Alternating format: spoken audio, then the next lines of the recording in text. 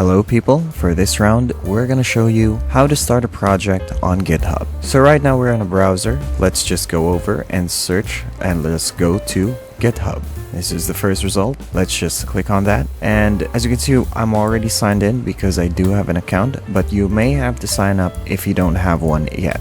Now, to start uploading a project, let's go over here to the top right to your profile. And once we're here, let's just click on repositories. We don't have any public repositories yet, so let's just click on new. And here we can put a name, any name. Yeah, here we go. And now the description is optional, but let's just put that for example. And for my case, I'll just set this to private. You can post it as public if you want other people to see. And we can tick the box to add a README file. And once that's done, let's just create repository. And there you go. We have the initial commit with the README file. And as you can see, here are the first two things we got: test run and practice codes. We can edit here by clicking on that. And so now we're in the README file where we can put more descriptions on what we're doing. So once you add anything in, just click on commit changes. This is equivalent to saving your changes. And now we're done with that.